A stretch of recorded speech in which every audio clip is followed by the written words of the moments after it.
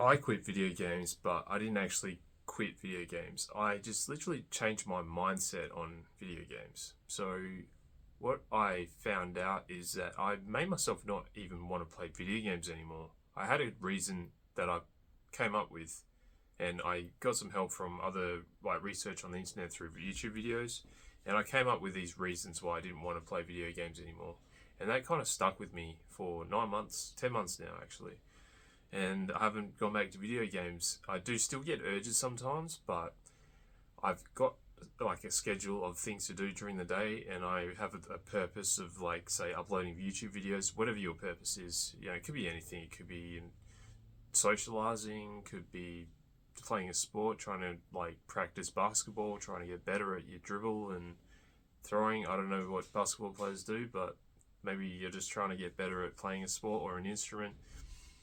Maybe you're trying to do coding. Maybe you're trying to start an online business. You're trying to find clients for a digital marketing agency. You're trying to grow a YouTube channel just like me, or you're trying to grow some e-commerce business on the side. So once you have a schedule in place and you have something to do every hour of the day, well, that would make it so much harder for you to think about video games and go back to video games. And just learning all the time is fantastic. And then also trying to get these really good habits going early in the morning, which would be meditation.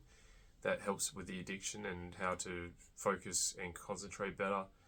Very powerful. It also helps with like being present with people as well. So you can just have it like increase your memory as well. Also do gratitude journaling. That will just make you happier. So there's letters of gratitude and gratitude journaling.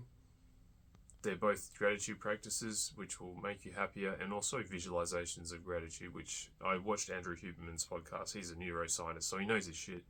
And lots of studies he said found that visualizations actually worked a lot more powerful than doing journaling. I've done both. I haven't really noticed a huge difference, to be honest. Maybe I just need to keep doing it for longer, but I've been doing it for a couple of months now, and they are habits, so why not just do both? And also doing cold showers in the morning. So when you're doing cold exposure, you're actually increasing your dopamine, which is like the feel-good chemical in your brain. It gives you like motivation to go do things, like, which is probably what you were getting from video games, and getting this unhealthy reward loop in your brain when you play video games. So like, just say you're completing a challenge in a video game, you're getting this hit of dopamine because it's something that makes you motivated to go do that reward again, and then you get the dopamine, so it's kind of looping around. So you feel good about it, and then motivates you to still find more dopamine, so to get that next level, or to find that amazing item in that game. That's why video games are so damn like evil. They can be, quite addictive, and that's pretty much the reason, because of dopamine. So it is important you get lots of support. So if your family members can really support you, that's fantastic, even friends. But if you're trying to get support from gamer friends, well, it's going to be quite hard to distance yourself from video games, because they'll probably think, you're being like an idiot, come back playing games, come here, John, we're playing this game tonight, and they'll just constantly probably tell you to get back on those games. So best to find new friends if they're gamer friends, unless if they weren't playing games with you, they would actually be your friends in real life. So you got to make that call for yourself. And make sure you don't have triggers in place. So if you have, say, your console, if you're a console player and you have that console in your room, well, you want to get rid of that console, hide it, sell it, swap it for something else. Same goes with anything gaming related. So you could have gaming posters on your wall.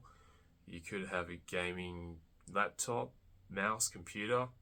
A lot of people have quit by just swapping their gaming computer for something that isn't a gaming computer for like work, if they still need it for work.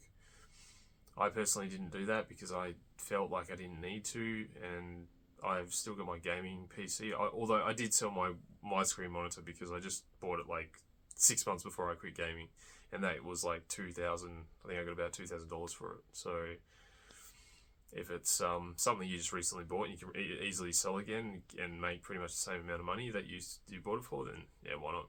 And especially if it's like quite expensive, right? $2,000 is a fair bit of money.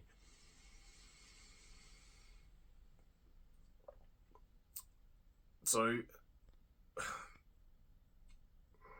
if you are really struggling and video games are really impacting your life, like super, like you're thinking suicidal thoughts, or your work's being impacted, your income's being impacted, your family's been impacted, like everything's been impacted in your life, well, definitely go and seek professional help.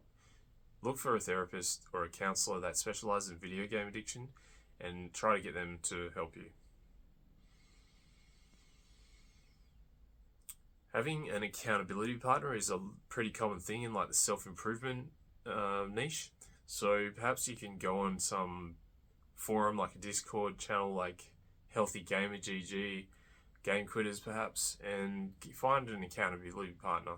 So you just team up with them, and then you just basically touch base every day to make sure you're staying on the right track and everything's going good. Because even studies have shown that accountability partners are very, very useful in trying to kick addictions and keep up good habits and optimizing your life the best way possible.